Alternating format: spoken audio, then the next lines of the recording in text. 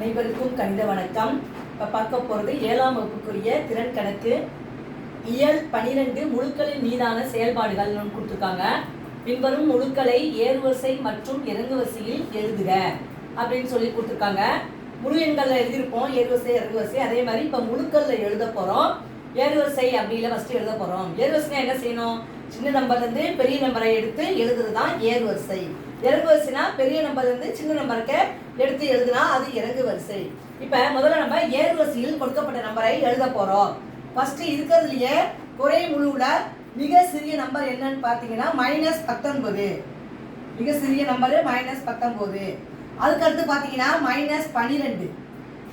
அதுக்கடுத்து -8. இதோட இது பெருசு. அதுக்கு பிறகு -8. அதுக்கு பிறகு என்ன இருக்குன்னா 0. அதுக்கடுத்து முழு எண் மிகை குழுவில் என்ன இருக்குன்னு பாருங்க.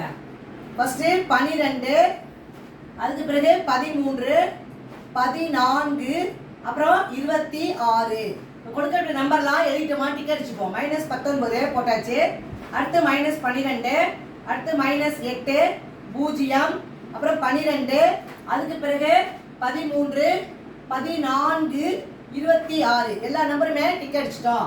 இது ஏறு வரிசையில் சின்ன நம்பர்லேருந்து பெரிய நம்பருக்கு எடுத்து எழுதியிருக்கோம். இறங்கு வரிசை என்ன செய்யணும்? அப்படியே மாற்றி அப்படியே எழுத வேண்டியதான். பெரிய நம்பர்லேருந்து சிறிய நம்பரை எடுத்து எழுதணும். இப்போ இருக்கிறதுலையே பெரிய நம்பர் என்னது? 26 மிகை முழுவில்.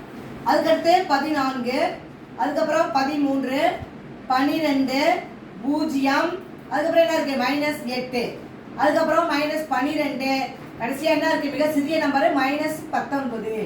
இருக்கிறதே மிக சிறிய நம்பர் என்னன்னு பார்த்தீங்கன்னா -19. இறங்கு வரிசையில் இந்த மாதிரி பெரிய நம்பர் இருந்து சிறிய நம்பரை நோக்கி எடுத்து எழுதணும். புரிச்சுங்களா?